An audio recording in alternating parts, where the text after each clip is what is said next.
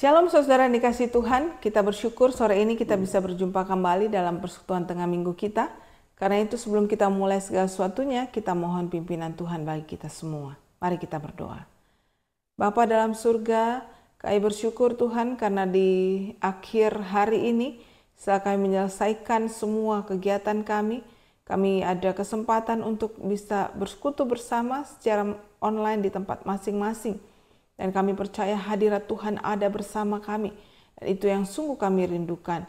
Karena itu pimpin persekutuan kami dari awal hingga akhir bisa berjalan dengan baik. Dalam nama Tuhan Yesus kami berdoa. Amin. Saudara yang dikasihi Tuhan, Allah itu baik dalam hidup kita. Setiap hari yang kita lewati, ada Tuhan yang selalu menyertai kita dan selalu memberkati kehidupan kita.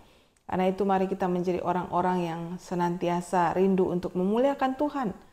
Mari kita angkat suara kita bersama-sama, kita pujikan pujian ini.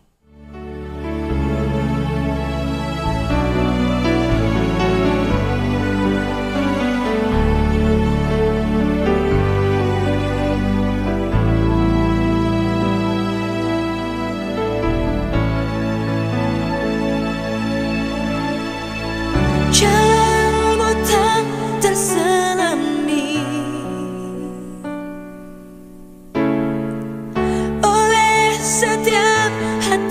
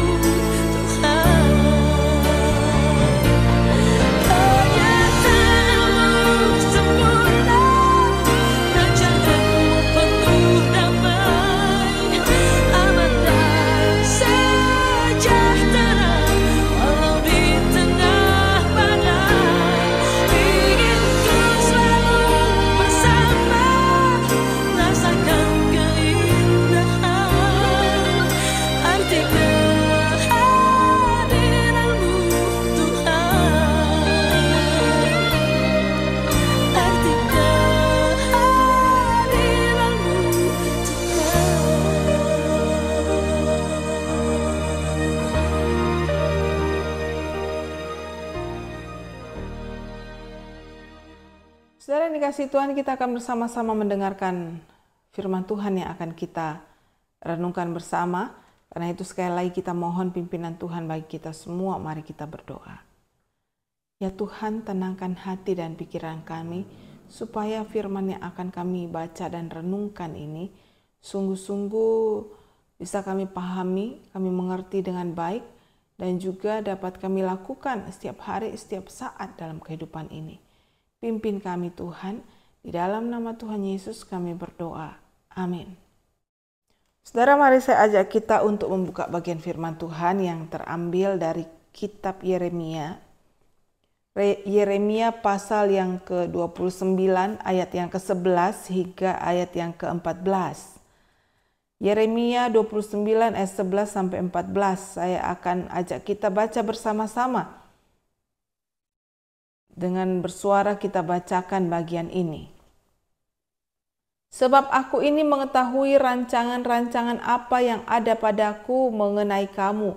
Demikianlah firman Tuhan, yaitu rancangan damai sejahtera dan bukan rancangan kecelakaan, untuk memberikan kepadamu hari depan yang penuh harapan. Dan apabila kamu berseru dan datang untuk berdoa kepadaku, maka aku akan mendengarkan kamu.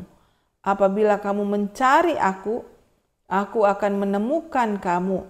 Apabila kamu menanyakan aku dengan segenap hati, aku akan memberi kamu menemukan aku. Demikianlah firman Tuhan, dan aku akan memulihkan keadaanmu dan akan mengumpulkan kamu dari antara segala bangsa dan dari segala tempat di mana kamu telah kucerai-beraikan.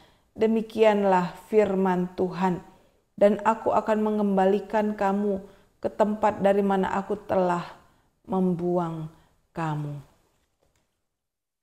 Bapak Ibu Saudara yang dikasihi Tuhan, ada seorang ahli mat yang bernama Blaise Pascal. Saudara, dia seorang juga yang selalu dalam kehidupannya rindu untuk mencari Tuhan. Maka dia pernah tuliskan satu quotes yang indah, yaitu bahwa hati kita ini itu diibaratkan ada lubang yang kosong di tengah-tengahnya. Jadi kalau hati itu seperti ini, saudara, ada kekosongan di tengahnya. Ada ruang yang kosong. Kalau misalnya diibaratkan puzzle, maka ada satu potongan yang hilang di hati kita itu. Dan potongan itu, saudara, dikatakan berbentuk Allah. Jadi yang dimaksudkan oleh beliau adalah bahwa ketika hati yang ada kekosongannya itu diisi dengan hal yang lain, dengan potongan yang berbentuk lain, dia tidak akan matching, tidak akan cocok, saudara. Harus Allah sendiri yang mengisi kekosongan di hati manusia itu, saudara. Kalau saudara bermain puzzle, maka tentu harus tahu potongan-potongannya yang cocok di mana supaya terbentuk gambarnya yang sempurna. Demikian juga hati yang berlubang itu. Kalau kita kasih potongan yang lain selain Allah, misal kita isi dengan uang yang banyak sekali, saudara, itu tidak akan cocok dengan potongan tersebut. Mungkin sekilas menutup, tapi tidak perfect. Gambarannya itu tidak sempurna. Hidup saudara dan saya tidak akan sempurna kalau potongannya tidak cocok. Kita coba isi dengan sekarang itu banyak orang-orang yang berusaha menenangkan hatinya dengan kegiatan healing, saudara.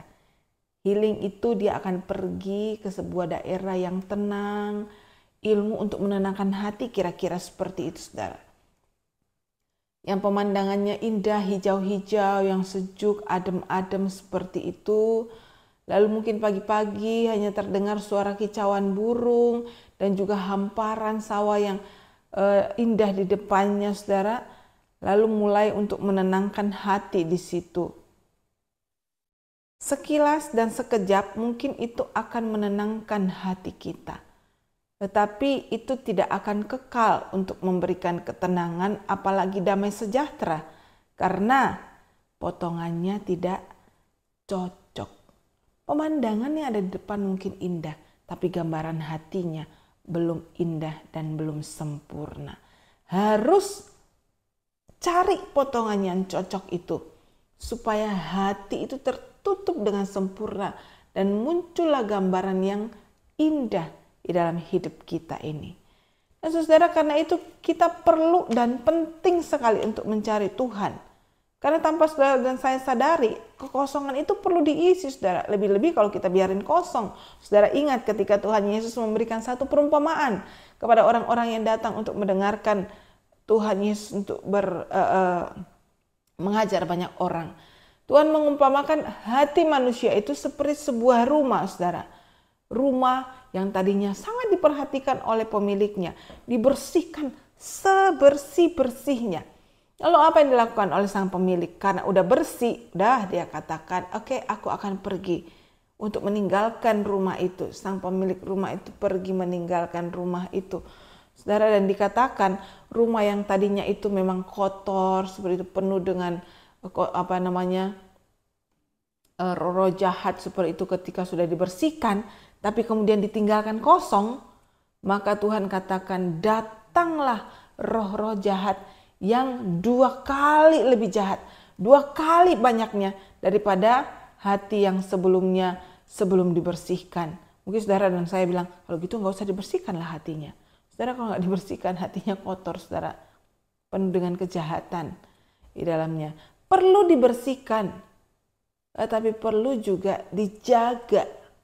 Bukan kita berarti suruh Tuhan jaga hati kita. Tapi hati itu tak bisa kosong. Seperti rumah yang tak boleh kosong, hati juga gak boleh kosong, saudara. Orang-orang Israel waktu itu sedang ada dalam pembuangan di Babel, saudara. Keadaan mereka tidak mengenakkan sama sekali. Tidak menguntungkan sama sekali. Tidak nyaman sama sekali, saudara, hidup sebagai orang-orang pembuangan. Karena mereka itu diangkut dari negeri mereka, lalu ditempatkan di Babel. Orang-orang yang diangkut itu memang adalah orang-orang terpilih. Mereka itu pasti punya keterampilan, punya kepandaian. Maka mereka diangkut untuk membangun negeri Babel, untuk kesejahteraan Babel. Jadi bayangin, saudara kerja keras, saudara berusaha, tapi bukan negeri saudara yang kaya, bukan negeri saudara yang makmur, bukan keluarga saudara yang diberkati, tapi negerinya orang lain, saudara. Belum lagi mereka adalah tekanan orang-orang Babel saat itu yang tidak suka sama mereka, saudara. Kenapa? Penyebabnya apa? 70 tahun mereka ada dalam pembuangan di Babel itu. Karena hati mereka dibiarkan kosong. Hati mereka diisi dengan potongan yang lain selain Allah. Kalau saudara baca sejarah orang Israel waktu itu, saudara, dikatakan mereka sudah mulai menyimpang daripada Tuhan. Mungkin mereka masih memelihara hari-hari raya khusus. Mereka masih datang ke Bait Allah untuk mengadakan ibadah-ibadah. Tetapi hati mereka itu sudah tidak milik Tuhan lagi, saudara. Kenapa? Karena mereka sudah tidak mengandalkan Tuhan. Yang mereka andalkan apa? Adalah kekuatan dari bangsa-bangsa asing. Israel memang cuma sepotong kecil kalau saudara lihat di peta. Dibandingkan bangsa-bangsa besar yang ada di sekitar mereka, yaitu Asyur dan Babel. Belum lagi mereka itu perang saudara. Mereka perang dengan Israel atas dan Israel yang di bawah, selatan dan utara saling perang, saudara. Terpecah belah mereka. Hati mereka tidak terpaut lagi sama Tuhan. Mereka mulai memelihara berhala-berhala dalam hidup mereka. Mereka mulai tengok, oh bangsa Asyur itu tidak takut Tuhan. Mereka tidak menyembah Tuhan Allah kita. Tapi mereka makmur, mereka kuat, mereka punya kuda-kuda yang besar-besar, punya pasukan yang gagah perkasa. Sehingga mereka beralih hati ke Asyur. Saudara yang dikasih Tuhan, waktu orang zaman Israel itu dulu berperang, maka bukan hanya bangsa dengan bangsa yang berperang, saudara. Bangsa dengan bangsa yang bertaruh, saudara. Tetapi yang mereka pertaruhkan di situ juga adalah iman mereka, kepercayaan mereka, dewa-dewa mereka, sesembahan mereka. Sehingga ketika satu bangsa menang terhadap bangsa lain, maka dikatakan dewanya itu lebih kuat daripada bangsa yang sudah kalah itu. Maka Bapak Ibu Saudara yang dikasih Tuhan, ketika mereka lihat bangsa Asyur yang besar, bangsa Babel yang besar, yang mereka cari sesembahannya itu apa? Haruskah kita juga menyembah dia supaya kita jadi besar seperti dia? Saudara yang dikasih Tuhan, ini yang harus kita waspadai dalam hidup kita. Kadang-kadang ketika kita ikut Tuhan, tidak semua yang kita pikirkan indah itu sesuai dengan rencana Tuhan.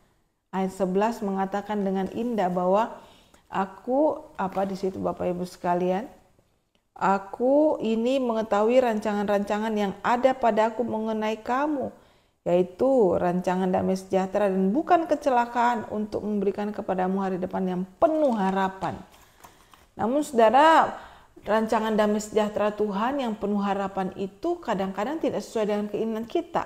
Kita sudah ngeset, kita sudah membentuk harapan-harapan kita sendiri seperti ini.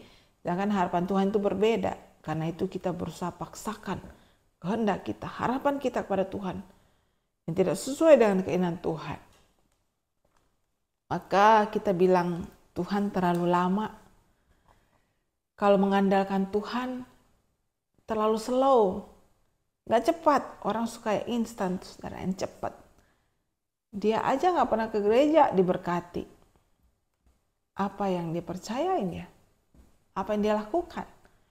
Dia aja hari Minggu kerjanya cuma jalan-jalan, menikmati hobinya, ya, dan lain sebagainya. Tapi dia berkati luar biasa menurut kacamata manusia.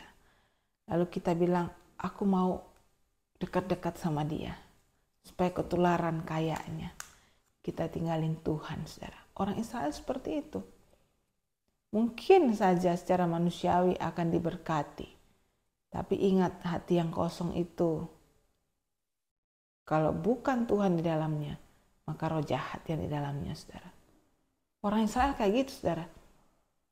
Waktu mereka andalkan Asyur, sekejap, sepertinya harapan mereka terpenuhi. Keinginan mereka terpenuhi. Mereka menjadi numpang tenar dengan Asyur. Mereka menjadi bangsa yang mereka harapkan besar seperti Asyur. Yang lainnya mengandalkan Babel, saudara. Ya, karena mereka merasa Babel itu lebih kuat dari Asyur. Sehingga akhirnya bangsa-bangsa yang mereka harapkan inilah yang kemudian menghancurkan mereka dan bawa mereka sebagai budak di tanah ke negeri mereka. Saat itu mereka sudah menjadi budak di Babel. Bangsa yang mereka harapkan tolong mereka jadi besar, justru memperbudak mereka. Anak laki-laki mereka, anak perempuan mereka harus tinggal di sana sebagai budak. Keturunan mereka sampai 70 tahun tinggal di situ sebagai budak, saudara. Mereka seperti orang yang sudah tidak punya pengharapan lagi. Maka orang-orang Israel ini dikatakan rindu supaya mereka itu dipulihkan kembali. Adakah pengharapan bagi kami untuk dipulihkan?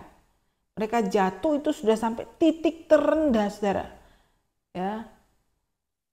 Tapi puji Tuhan, seperti lagu itu, di titik terendahku kau angkatku kepadamu, saudara. Jadi Tuhan itu tidak biarkan saudara dan saya ketika kita jatuh, ketika kita ada di titik terendah hidup kita, Tuhan ada di situ bersama kita. Tuhan rindu angkat kita. Asalkan kita menjadi orang-orang yang mencari Tuhan untuk matching dengan hati kita, untuk menutupi kekosongan hati kita itu. Mencari Tuhan itu seperti apa sih, saudara? Yeremia, seorang nabi yang Tuhan panggil untuk menyadarkan orang-orang Israel. Kamu salah ketika kamu pelihara berhala-berhala dalam hatimu itu, ketika kamu menggeser Tuhan dan menjadikan berhala-berhala itu nomor satu, kamu salah. Sekarang kamu harus kembali sama Tuhan. Cari Tuhan kembali. Tuhan titipkan firman ini kepada Yeremia dan berkata ayat 12. Dan apabila kamu berseru dan datang untuk berdoa kepadaku, maka aku akan mendengarkan kamu. Kurang apa orang Israel dalam hal berseru dan berdoa? Saudara, kalau tahu hukum-hukumnya orang Israel, di situ dikatakan mereka satu hari itu 5 kali datang berdoa, saudara, kepada Tuhan. Mereka menjalankan puasa 1 minggu 2 kali mereka puasa, saudara. Tapi kenapa semua itu Tuhan justru sini bilang berseru kepadaku, ya, datang untuk berdoa kepadaku. Tuhan lanjutkan, saudara. Apabila kamu mencari aku, kamu akan menemukan aku. Apabila kamu menanyakan aku dengan segenap hati. Ini kurangnya, saudara. Orang Israel mungkin secara fisik masih datang berdoa sama Tuhan sehari 5 kali, saudara. Berpuasa seminggu 2 kali. Mereka memberikan sedekah mungkin, tapi dilakukan tidak segenap hati. Mereka melakukan itu hanya dengan rutinitas belaka. Karena sudah diajarin dari kakek nenek mereka turun-temurun, oke, kita berdoalah. Kita seperti kita sekarang ajarin anak-anak kita juga diajarin kalau mau makan berdoalah. Tapi apa kita berdoa itu sungguh-sungguh kita bersyukur, Tuhan, kami bersyukur apa yang kami makan hari ini.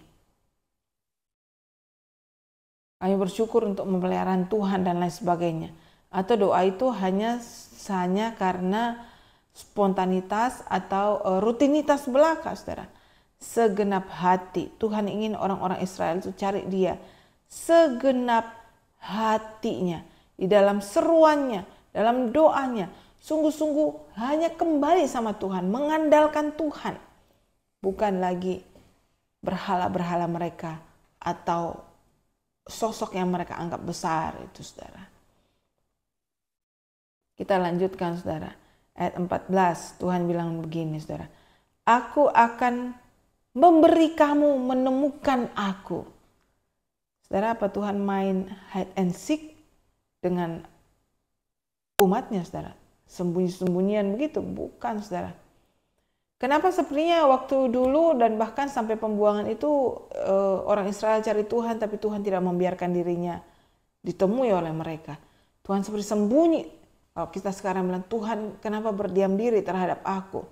Tuhan tidak ingin ditemui mereka. Karena itu, saudara, hatinya itu belum mengutamakan Tuhan. Tidak sungguh-sungguh cari Tuhan. Dia masih simpan berhala-berhala itu dalam hatinya. Dia masih mengandalkan yang lain-lain selain Tuhan dalam hatinya. Tuhan ingin Tuhan menjadi sosok satu-satunya yang diandalkan oleh umatnya. Dan juga kita semua, saudara. Tuhan ingin hidup kita itu mengandalkan Tuhan sepenuh hati kita. Hanya Tuhan satu-satunya, nomor 1. Fokus kita itu hanya Tuhan saja. Baru Tuhan akan berkenan. Saudara, Tuhan itu Allah yang maha suci, maha kudus adanya.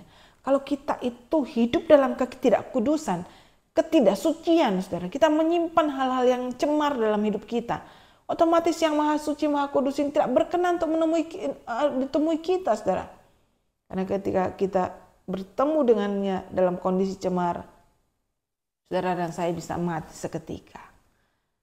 Saudara ingat ketika saja Ananias dan Safira datang untuk mempersembahkan setengah dari pemberian mereka, saudara.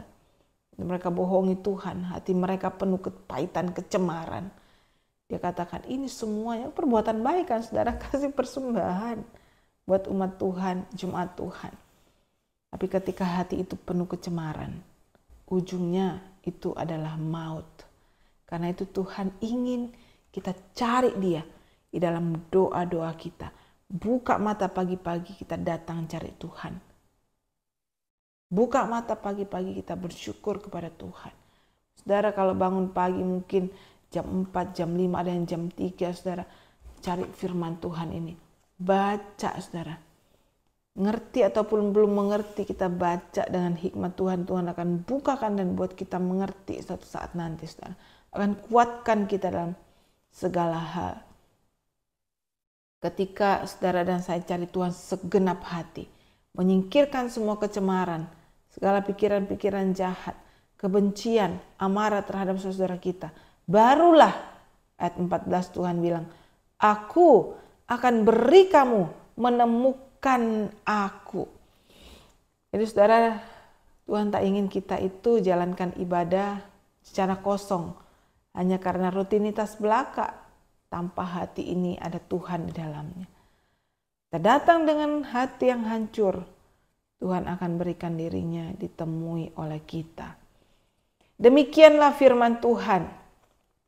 Dan ini janji Tuhan, aku akan memulihkan keadaanmu dan akan mengumpulkan kamu dari antara segala bangsa dan dari segala tempat di mana kamu telah kucerai-beraikan.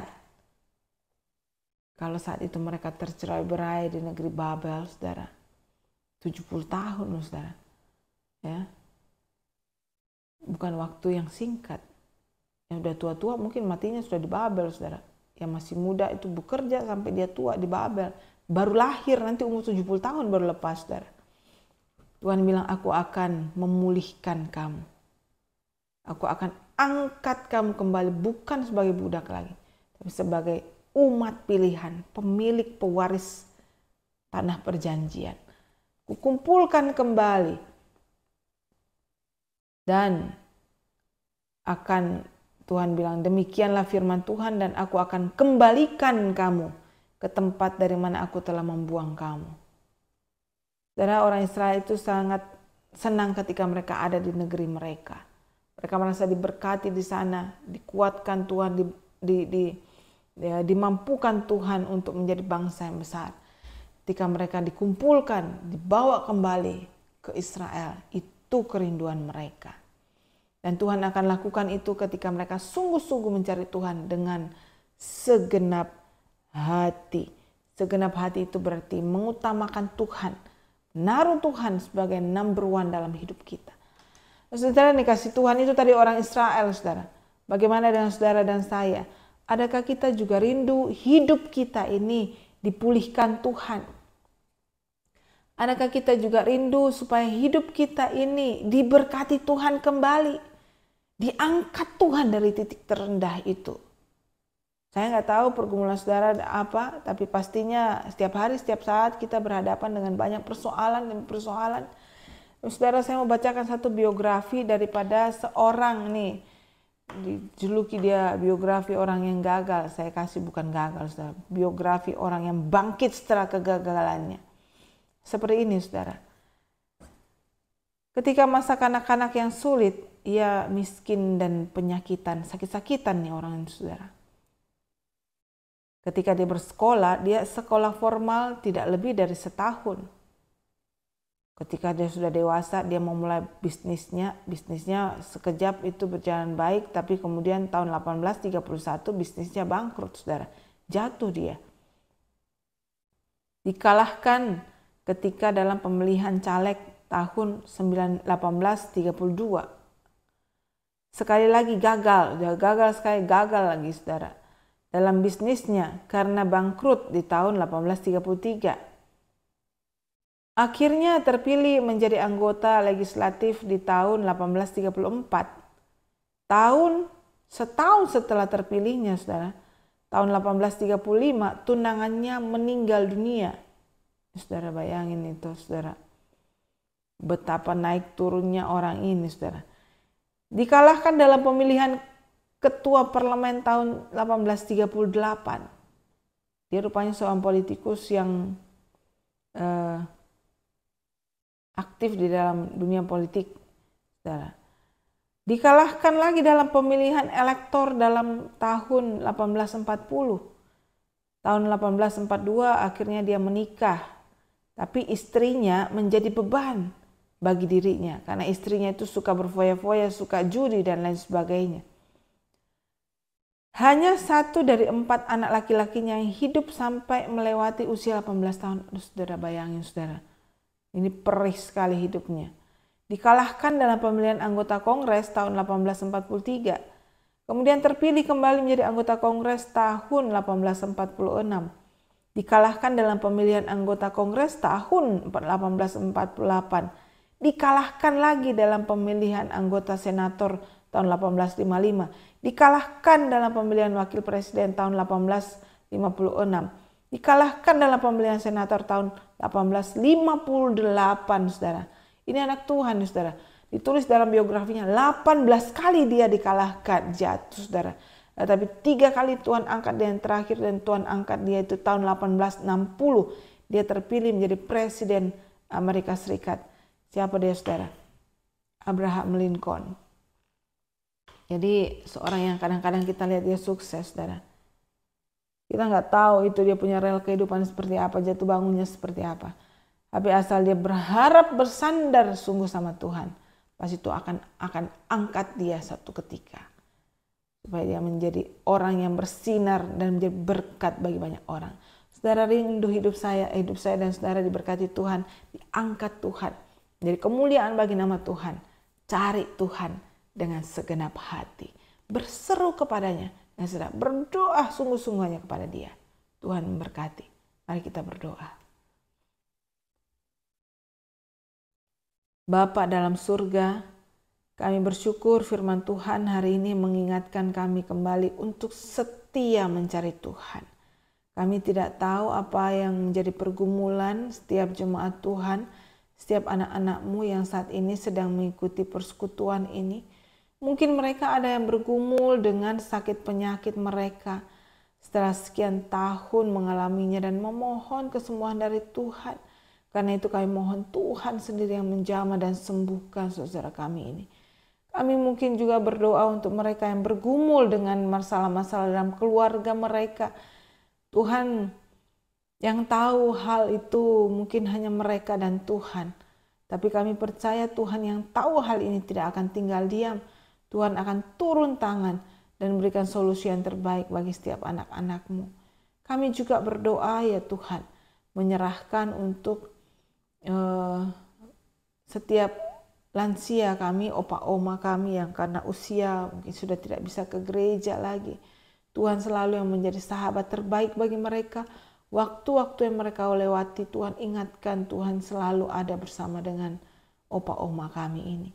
Kami juga berdoa Tuhan, mungkin ada yang bergumul dengan pekerjaan, dengan usaha mereka. Tangan Tuhan yang penuh berkat itu selalu terbuka untuk anak-anak-Mu ini. Engkau tolong mereka menghadapi segala pergumulan, senantiasa berharap kepada Tuhan. Dan Engkau sendiri yang berikan keberhasilan demi keberhasilan bagi saudara kami. Kami juga berdoa Tuhan untuk gereja kami. Berkatilah gereja kami, para pekerja dalamnya, hamba-hamba Tuhan, majelis aktivis, pengurus komisi dan juga simpatisan yang ada, aktivis yang ada, supaya semuanya mengerjakan segala sesuatu dalam rumah Tuhan untuk kemuliaan Tuhan saja. Terima kasih ya Tuhan Yesus. Kami juga berdoa untuk bangsa dan negara kami. Kami berdoa untuk kelak pemimpin yang baru yang akan menggantikan presiden lama. Tuhan berkati Bapak Prabowo juga Bapak Gibran yang akan menjadi pemimpin kelak. Kasih hikmat bijaksana, kasih wibawa dari Tuhan. Supaya mereka bisa memimpin negara dengan baik, lebih baik lagi. Dan lebih sejahtera lagi di masa-masa mendatang. Terpuji nama-Mu Tuhan. Di doa kami, dalam nama Tuhan Yesus kami berdoa. Amin.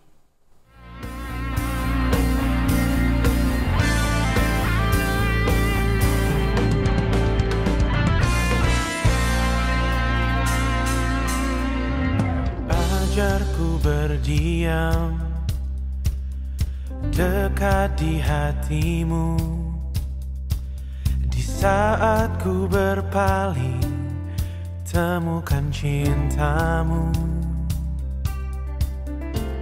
Di sana Kau menanti untuk bawaku lagi bersekutu dalam damai yang sejati. Oh, ku damba hadir-Mu.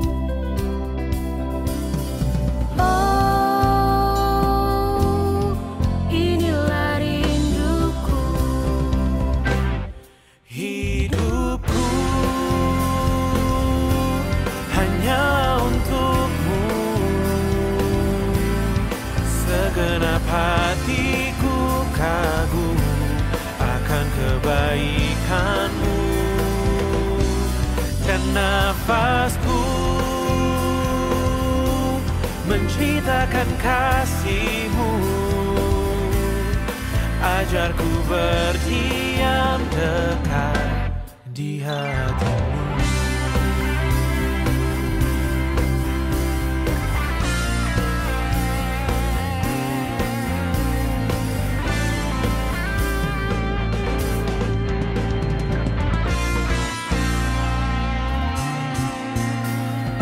Ajarku berdiam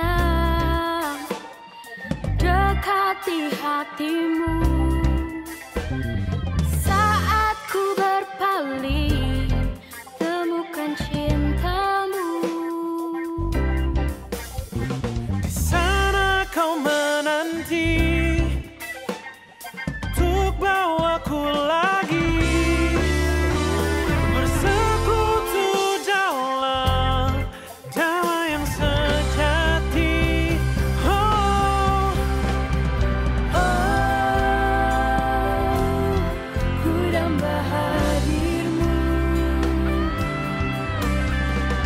Oh, inilah rinduku. Hei hidupku, hanya untukmu. Segenap hatiku kagum akan kebaikanmu. Dan nafasku menciptakan kasihmu. Ajarku berdiam dekat di hatimu.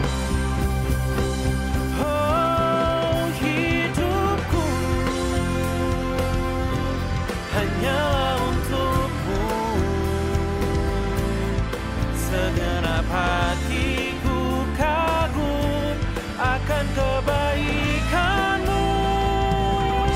Dan nafasku menciptakan kasihmu. Ajarku berdiam dekat di hatimu. Ajarku berdiam dekat di hatimu. Ajarku berdiam dekat di hatimu.